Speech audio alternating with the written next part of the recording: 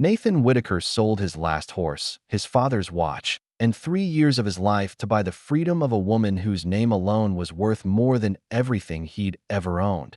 And she was about to cost him his soul. The courthouse steps of Silverton were slick with morning dew when Nathan Whitaker counted out his final $20. His calloused fingers trembled, not from the October chill, but from the weight of what he was about to do. Behind those iron doors sat Ruby Vaughn, accused of murdering her own husband, and Nathan had just enough coin left to post her bail. You can almost smell the dust settling on broken dreams. The scent of dying hope has a particular bite to it, sharper than alkali wind, more bitter than burnt coffee. Nathan breathed it in like a prayer. "You sure about this, son?" Sheriff McCoy's weathered face creased with concern. "That woman's got more enemies than a rattlesnake has scales." Nathan's jaw tightened. 3 months ago, he'd been the proudest rancher in Silver Creek County.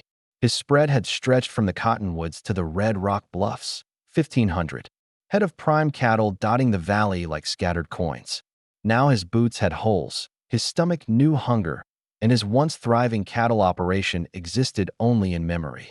All because he believed in Ruby's innocence with the blind faith of a man who'd never been touched by real betrayal. "I'm sure." The words came out rougher than he intended, ground down by sleepless nights and impossible choices. The sheriff's keys jangled like wind chimes in a storm. "Her trial's set for next week.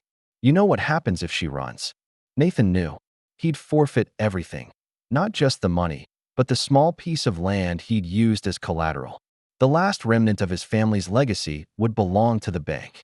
His grandfather's homestead, where 3 generations of Whitakers had scraped life from stubborn soil, would become another man's property.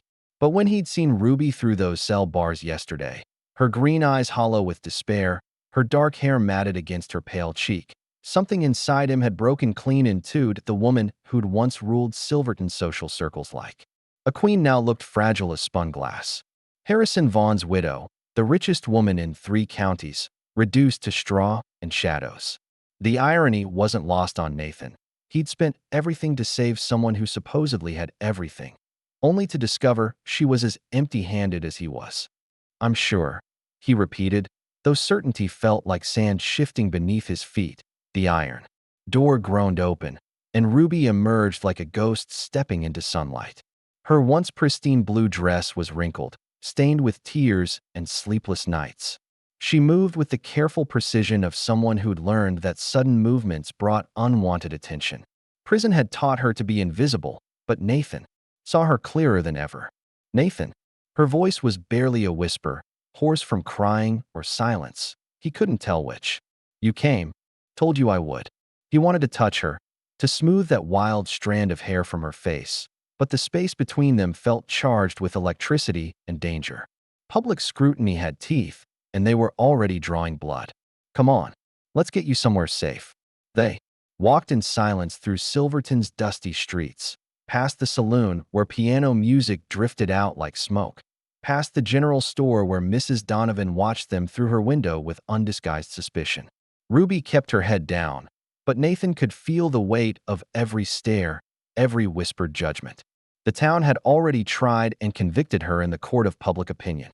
"They all think I killed him," she said finally, her voice barely audible above the crunch of their footsteps on gravel.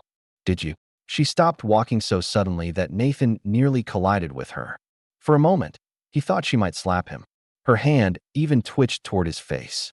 Instead, she looked up at him with eyes that held secrets deeper than any mine shaft.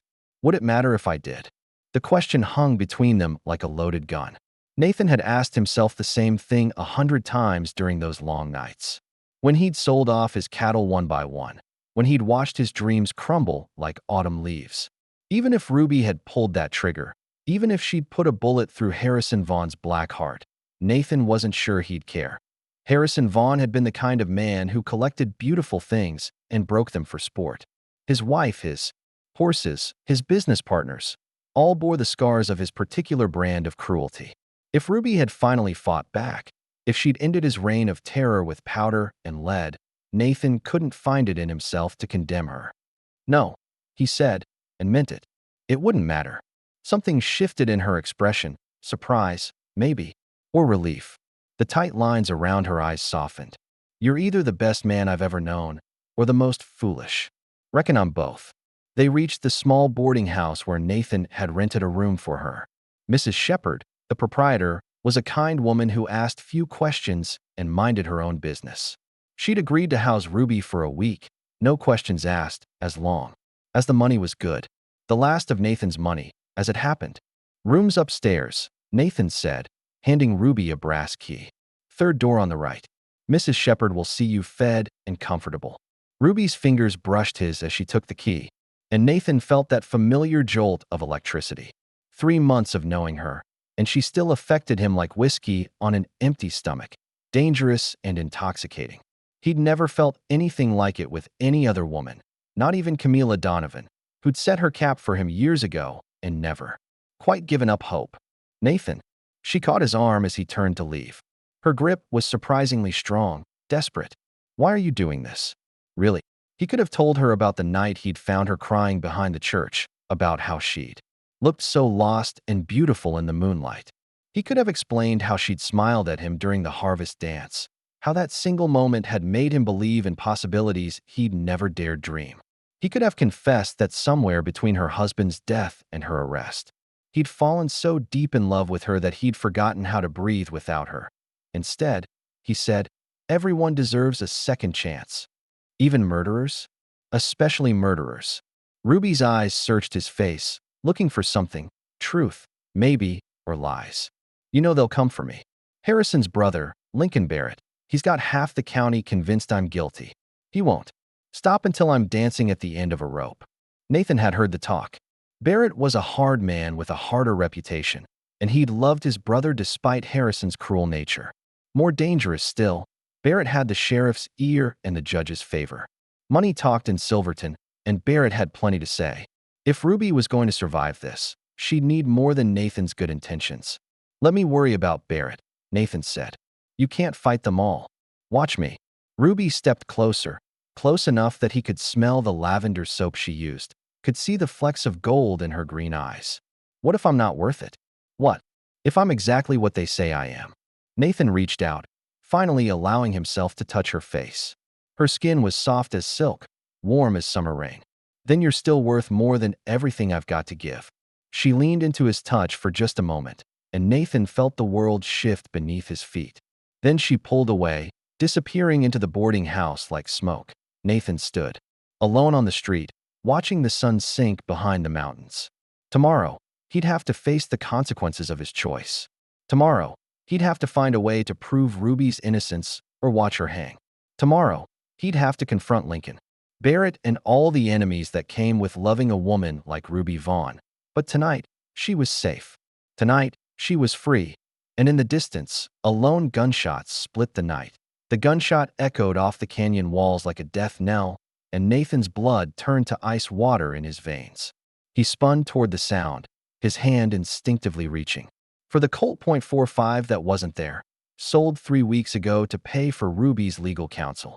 The irony tasted bitter as copper pennies. Nathan. Ruby's voice cut through the night from her boarding house window, sharp with fear. Someone's coming. Hoofbeats thundered down Main Street, raising a cloud of dust that caught the lamplight like gold dust. 3 riders emerged from the gloom, their faces hidden beneath hat brims, but Nathan recognized the lead horse, a massive black stallion that belonged to only one man in the territory, Lincoln Barrett. Well, Barrett's voice carried the smooth menace of a rattlesnake's warning. He dismounted with the fluid grace of a man born to the saddle, his silver spurs chiming against the wooden boardwalk. Nathan Whitaker. Heard you've been playing the hero. Nathan stepped into the street, positioning himself between Barrett and the boarding house. The absence of his gun felt like a missing limb, but he'd learned to fight with more than iron and powder. Barrett. Little late for a social call. Social? Barrett's laugh was sharp as broken glass. Nothing social about murder, cowboy. Nothing social about harboring a killer.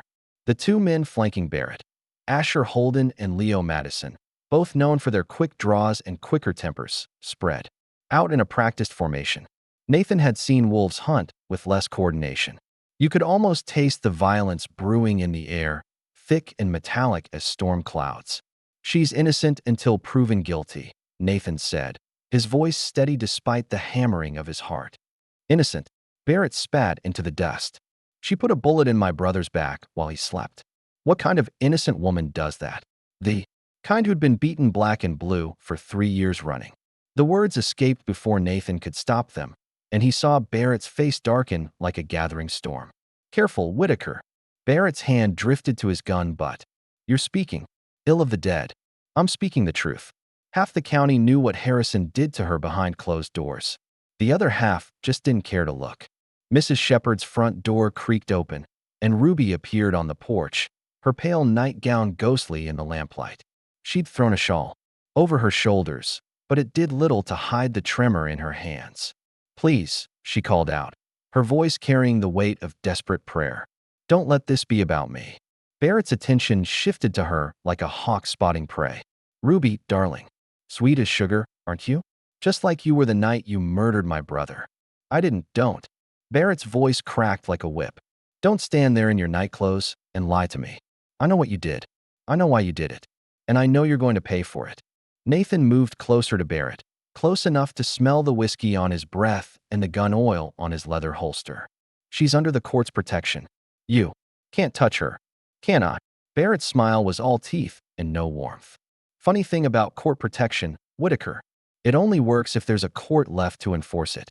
The meaning hit Nathan like a physical blow. You're talking about lynching. I'm talking about justice. Real justice, not the kind you buy with fancy lawyers and bleeding hearts. Barrett glanced at his companions, who nodded in silent agreement. See, the good people of Silverton are getting restless. They're tired of waiting for judges and juries. They want to see Harrison's killer swing, and they're not particular about the method. A window opened in the saloon across the street, and more faces appeared, townspeople drawn by the commotion. Nathan recognized most of them, storekeepers, ranchers, miners fresh from the hills. Good people, for the most part, but the kind who could be swayed by passionate speeches and free whiskey. You're organizing a mob, Nathan said. I'm organizing concerned citizens. Barrett's voice rose, carrying to the growing crowd. Citizens who believe in justice. Who believe that when a woman murders her husband in cold blood, she ought to pay the price. She didn't kill him. The words came from an unexpected source, Camilla Donovan, stepping out of the shadows near the general store. She wore a dark traveling dress, and her usually perfect hair was mussed, as if she'd been riding hard.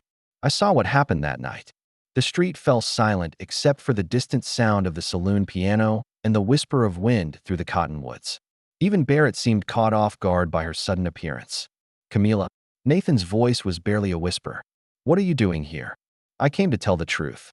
She walked into the circle of lamplight, her chin raised in defiance. I was there. Lincoln. I saw who really killed Harrison Vaughn. Barrett's hand moved to his gun. You're lying. Am I? Then why are you so eager to hang Ruby before anyone can ask the right questions? Camilla's voice grew stronger with each word. Why are you so determined to silence her permanently? Because she's guilty. Barrett's composure cracked, revealing the raw anger beneath. She hated Harrison. She had motive, opportunity. So did half the county. Camilla turned to address the crowd gathering in the street. Harrison Vaughn was a cruel man who made enemies like other men make friends. But Ruby didn't kill him. She couldn't have. Why not? Someone called from the crowd. Because she was with me. Camilla's words rang out clear and strong. All night. At the church social. We were planning the fall harvest dance, and we worked until nearly dawn. Ruby never left my sight. Nathan felt the world shift beneath his feet. If Camilla was telling the truth, and he'd never known her to lie, then Ruby was innocent. Completely, unequivocally innocent. But if she was innocent, then someone else had pulled that trigger. Someone who'd been content to let Ruby take the blame. That's impossible, Barrett said, but his voice lacked conviction. The sheriff found her at the house. She had blood on her dress. She found Harrison's body when she came home. Camilla replied. Of course she had blood on her dress. She tried to help him, even after everything he'd done to her. Ruby's sob carried across the street, raw and broken. She sank to her knees on the porch, her face buried in her hands. I couldn't save him, she whispered. I tried, but there was so much blood. Barrett's face had gone pale as moonlight. You're lying, he repeated, but the words sounded hollow. Now desperate. Am I? Camila stepped closer to him, fearless in her conviction. Then why don't we ask the real question, Lincoln? Who else had a key to Harrison's house? Who else knew his habits well enough to catch him sleeping? Who else stood to inherit everything if Harrison died without an heir? The implication hung in the air like smoke from a funeral pyre. Barrett's hand tightened on his gun, and Nathan saw the exact moment when desperation turned to violence. You always were too smart for your own good, Camila, Barrett said, and his Colt cleared leather with the speed of a striking snake. But Nathan was already moving, throwing himself between the gun and the woman who'd just saved Ruby's life. The bullet meant for Camila took him in the shoulder, spinning him around and sending him crashing into the dirt. Through the haze of pain and shock, Nathan heard Ruby scream his name. He heard Barrett curse and cock his gun again. He heard the crowd gasp and scatter like startled birds. But what he didn't hear was the sound of approaching hoofbeats that would change everything.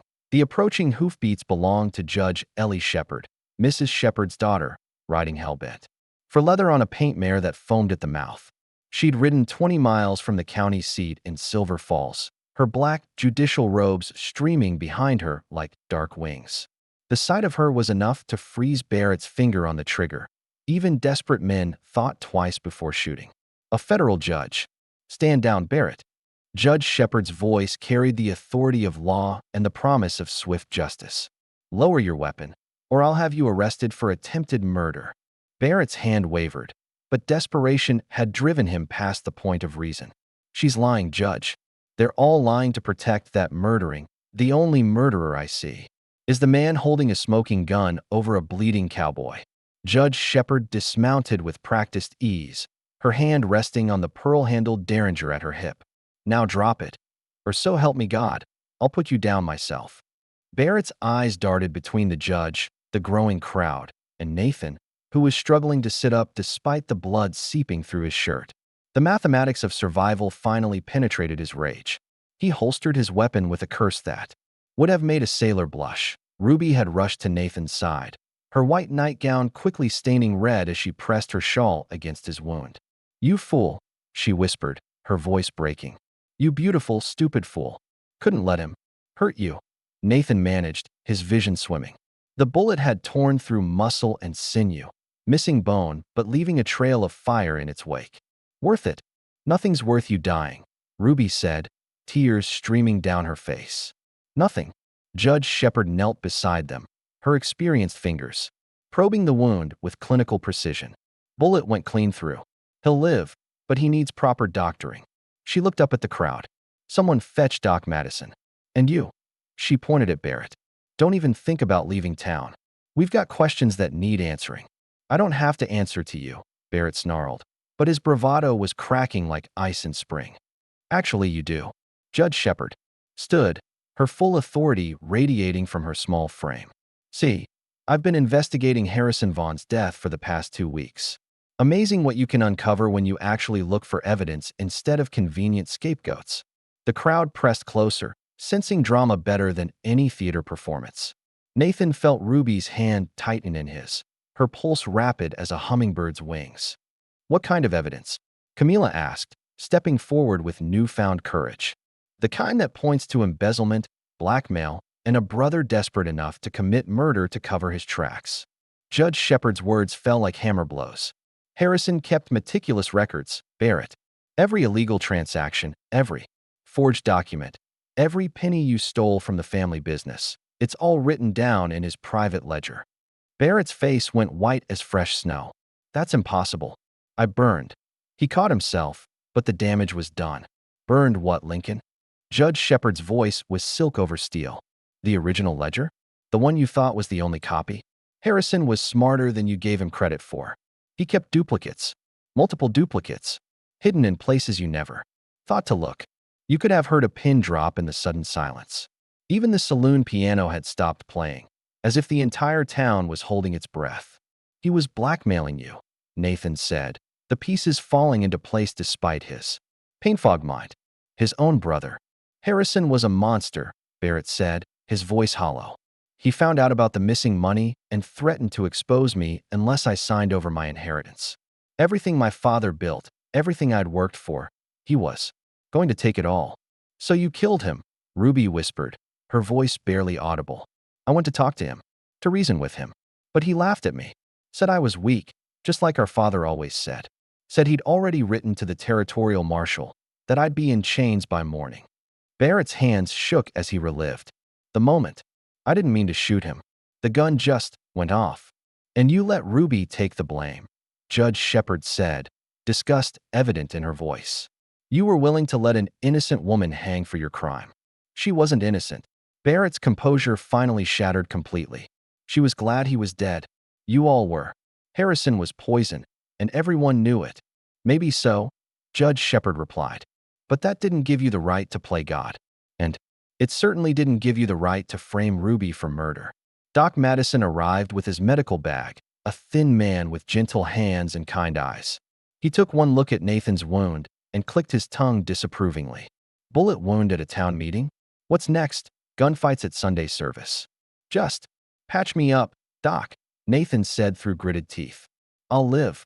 Course you will. Takes more than a scared weasel's bullet to kill a Whitaker.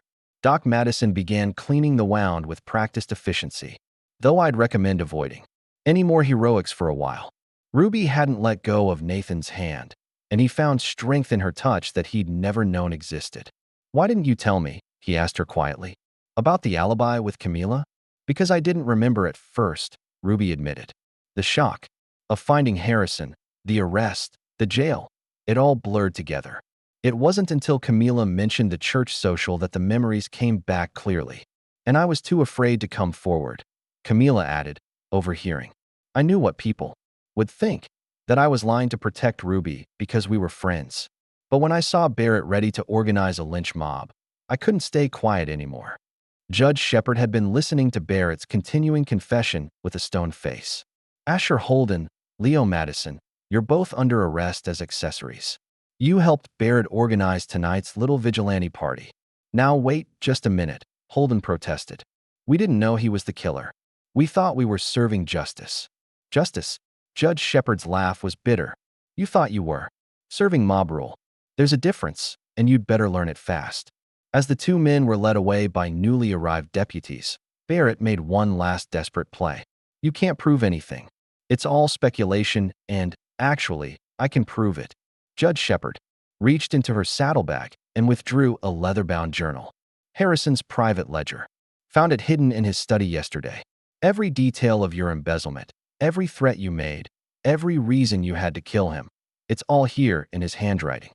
Barrett's shoulders sagged in defeat. The fight went out of him like air from a punctured balloon. Nathan felt Ruby's tears splash onto his face as Doc Madison finished bandaging his shoulder.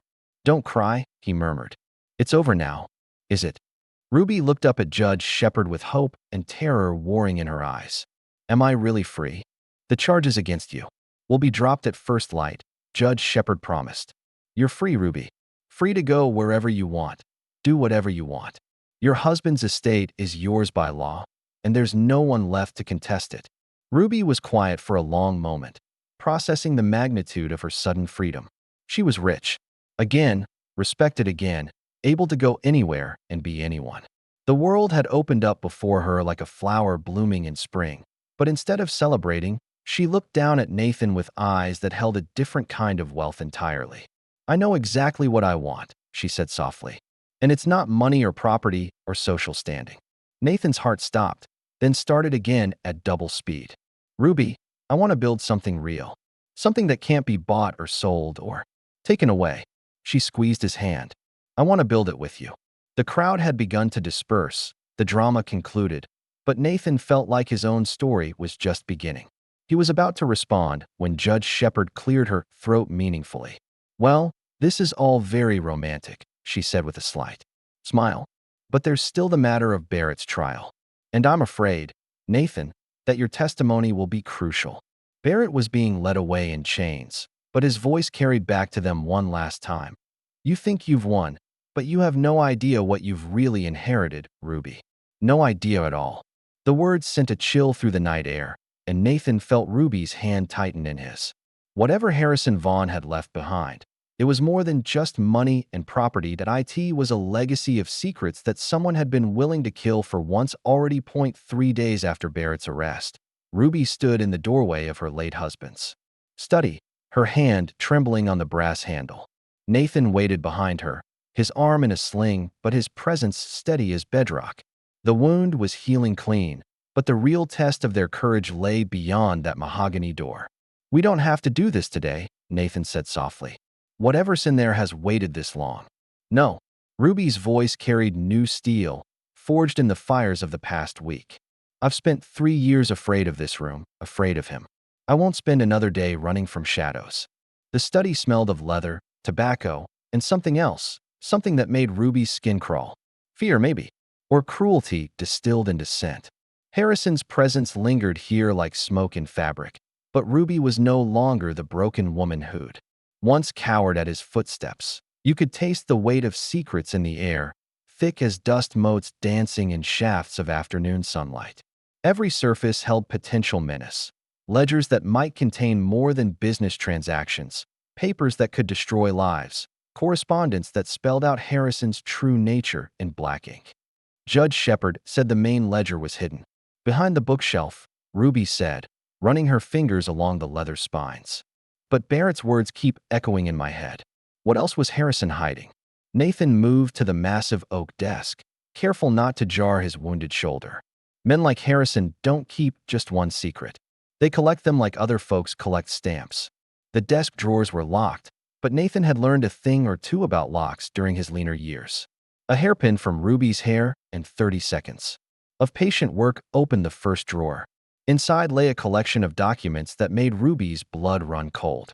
"Deeds," Nathan said, reading over the papers. "Property transfers, mining claims. Ruby, some of these are signed by dead men. Dead men don't sign deeds." Ruby's voice was barely a whisper.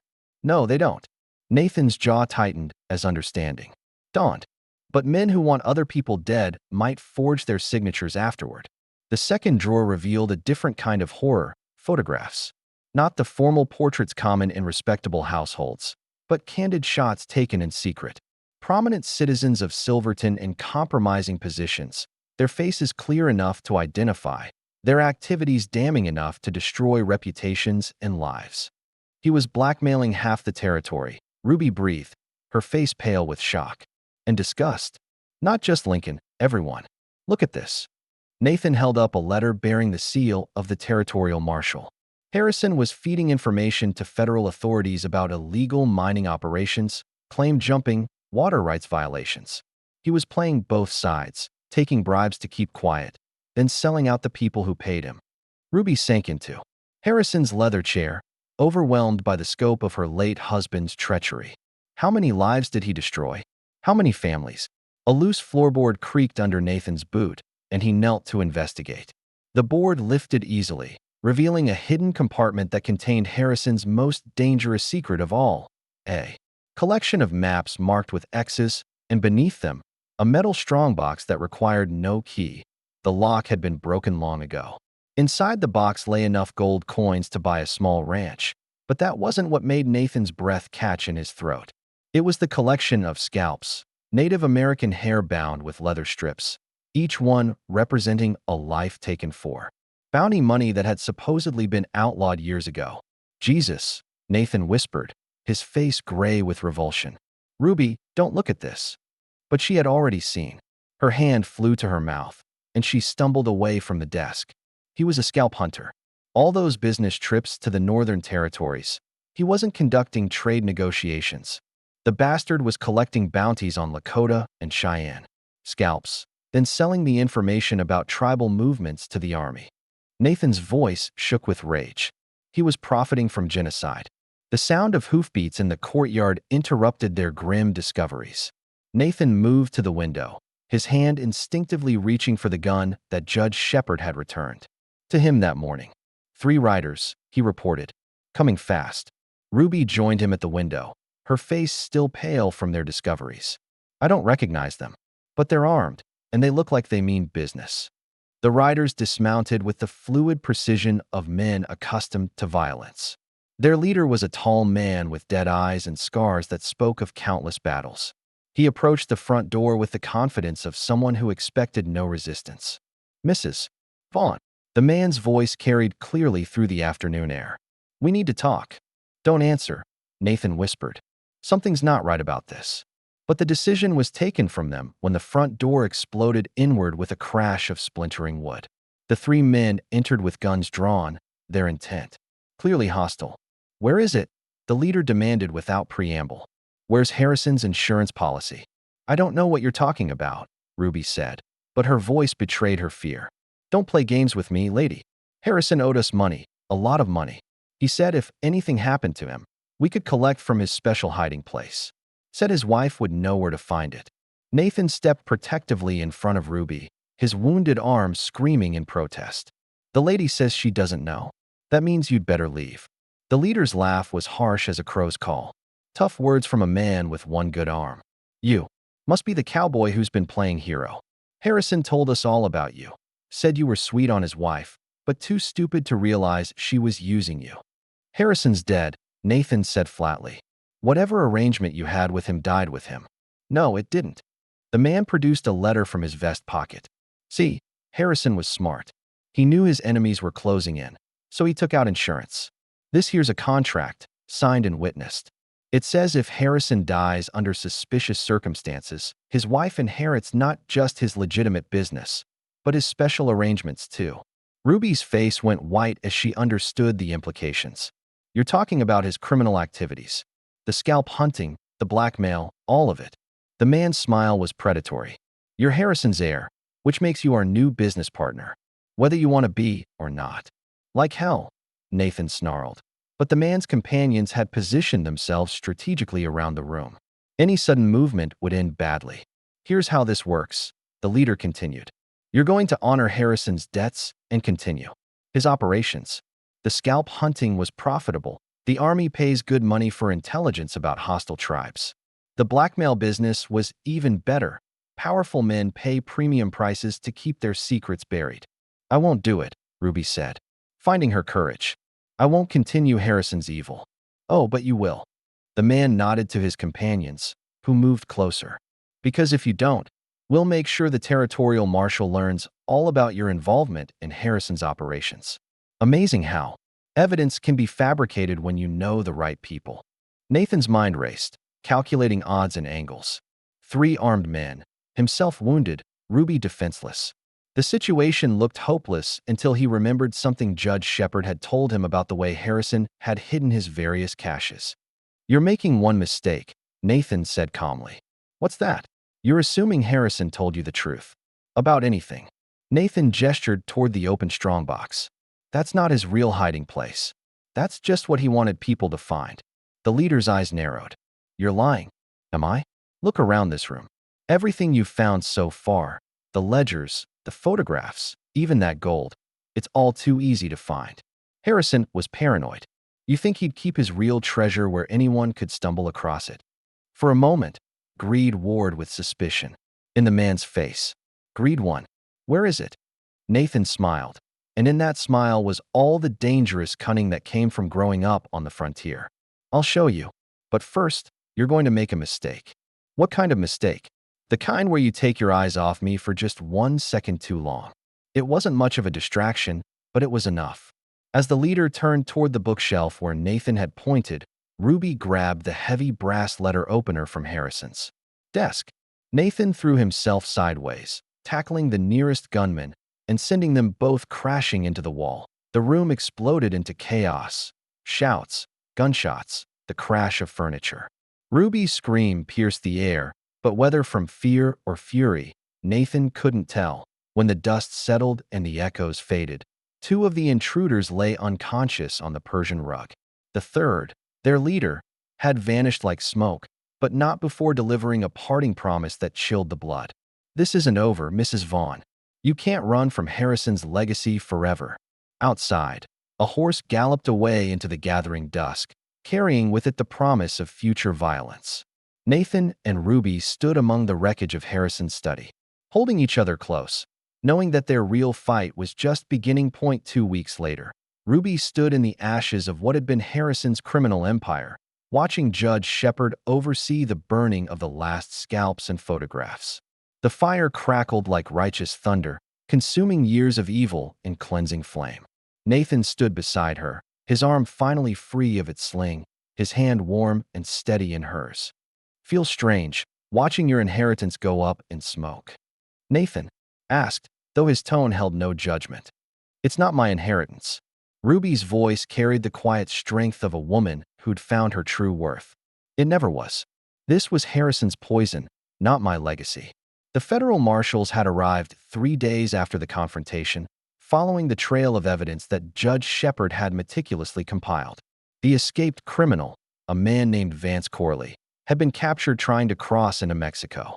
With a saddlebag full of scalps he'd hoped to sell to rogue Army officers. His arrest had unraveled a network of corruption that stretched from Silverton to the territorial capital. You could smell freedom in the smoke, acrid at first, then sweet, as wildflowers after rain. Every photograph that burned was a life freed from blackmail. Every forged deed destroyed was justice restored. Every piece of evidence consumed was another step toward healing for the territory's wounds. "Ruby," Camila Donovan approached with a basket covered by checkered cloth. "I brought you both some supper. Figured you might be too tired to cook after everything." "That's kind of you," Ruby said, accepting the basket with genuine gratitude. The friendship between the two women had deepened through the crucible of recent events, forged stronger than blood ties by shared courage and mutual respect. "Nathan, there's a letter for you too," Camila added, producing an envelope from her coat pocket. "Came on today's stage from Silver Falls."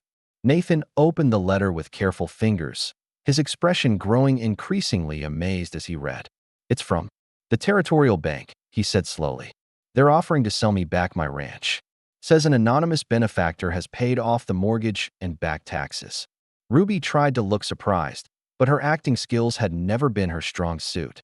Nathan's eyes narrowed as understanding dawned. "Ruby Vaughn, what did you do?" "I liquidated some of Harrison's legitimate assets," she said, her chin rising with defiant pride. "The mining claims, the cattle futures, some railroad stock he'd accumulated. All perfectly legal, and all mine by right of inheritance. You can't just—" "I can, and I did." Ruby stepped closer, close enough that he could see the gold flecks dancing in her green eyes. "Harrison stole 3 years of my life, Nathan. He stole your ranch with dirty money and dirtier dealings. I'm simply setting things right." Nathan stared at her, torn between gratitude and masculine pride. "I can't let you. You can't stop me." Ruby's smile was gentle but implacable. "The deed's already transferred. The ranch is yours again, free and clear. Consider it payment for saving my life." "I didn't save your life for payment." "I know." Her voice softened. "You saved it for love. That's what makes you the man you are, Nathan Whitaker. That's what makes you worth saving in return." The fire had died down to glowing embers by the time Judge Shepard finished her official business. She approached them with a satisfied expression and soot-stained hands. "Well, that's the end of Harrison Vaughn's criminal enterprise. The territorial governor sends his personal thanks for your cooperation." "What happens now?" Nathan asked. "Now you rebuild," Judge Shepard said simply. "Both of you. The territory's offering a clean slate to anyone willing to testify against Corley's network. Ruby, you'll have to appear at his trial, but after that, you're free to start over wherever you choose." Ruby looked out over the valley where Nathan's ranch lay nestled between rolling hills and winding streams. The cottonwoods were turning gold with autumn's touch, and the air carried the promise of winter's rest and spring's renewal. "I've already chosen," she said quietly. That evening, they sat on the porch of Nathan's restored ranch house, watching the sun paint the sky in shades of rose and gold. Luna McCoy, Nathan's old foreman who'd been working odd jobs since the ranch's sale, had returned with tears in his eyes and promises to rebuild the herd stronger than before. The silence between Nathan and Ruby was comfortable now, no longer weighted with secrets and fear. "Regret giving up the Vaughn mansion?" Nathan asked, though he already knew the answer. "I never lived in that house," Ruby replied. "I survived in it. There's a difference." A meadowlark called from the pasture, its song pure and sweet in the evening air. Soon there would be cattle grazing there again, children playing in the yard, the sound of honest work replacing the echoes of violence and greed. "Marry me," Nathan said suddenly. The words tumbling out before he could lose his nerve. Ruby turned to look at him, her expression unreadable in the gathering dusk. "Why?" "Because I love you. Because life's too short to waste on fear and propriety. Because you make me want to be the man you think I am." He reached for her hand, calloused fingers, intertwining with soft ones. "Because when I nearly lost you, I realized I'd rather have one day of real happiness with you than a lifetime of safety without you." "Those are good reasons," Ruby said thoughtfully. "But I have better ones. Such as, because I love you too. Because you saw me when I was lost and chose to believe in me when everyone else saw only guilt. Because you taught me that real strength isn't about enduring pain. It's about choosing joy despite it." She brought his hand to her lips, pressing a gentle kiss to his knuckles. "Because when I look at you, I see home." Nathan's heart swelled until he thought it might burst from the sheer weight of happiness. "Is that a yes?" "That's a yes, cowboy. But I have conditions." "Name them." "We do this right. No scandal, no rushing, no giving the gossips more ammunition than they already have. We court properly, marry in the church, and show this territory what real love looks like." And Ruby's smile was radiant as sunrise. "And we plant roses. Lots of roses. Red ones and pink ones and white ones that bloom so bright they can be seen from the road. I want everyone who passes to know that something beautiful is growing here." Nathan pulled her closer, breathing in the scent of her hair and the promise of their future. "Roses it is. Though I should warn you, I don't know much about gardening." "That's all right. I don't know much about ranching. We'll learn together."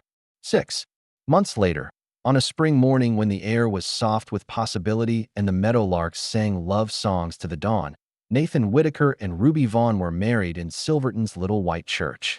The ceremony was simple but heartfelt, attended by friends who'd stood by them through the darkness and neighbors who'd learned to see past gossip to truth. As they exchanged vows, sunlight streamed through stained glass windows, painting everything in jeweled colors. When Nathan kissed his bride, the congregation erupted in cheers that could be heard clear to the county line. Later, as wedding guests danced under strings of lanterns in the ranch yard, Ruby and Nathan slipped away to the garden they'd planted. Together, the roses were already showing new growth, tiny green shoots reaching toward the sun with stubborn optimism, promising blooms to come. "Happy?" Nathan asked, pulling his wife close. "Happy," Ruby confirmed, then laughed at the simple inadequacy of the word. "No, more than happy. Free." They stood together in their garden of promises, surrounded by the quiet contentment that comes only to those who've learned that the greatest treasures can't be bought or sold, only earned through courage, sacrifice, and the simple choice to believe in love even when the whole world seems against it. The roses would bloom in summer, filling the air with perfume and the yard with color. But the love that had planted them was already in full flower, as enduring as the mountains and as vast as the endless prairie sky. Well now, if that tale of love conquering greed and courage triumphing over corruption didn't warm your heart like a good whiskey on a cold night, then you might want to check if you still have a pulse. Drop a like if you believe in second chances, and leave a comment letting us know where you're watching from today. We love hearing from folks all across this great wide country of ours.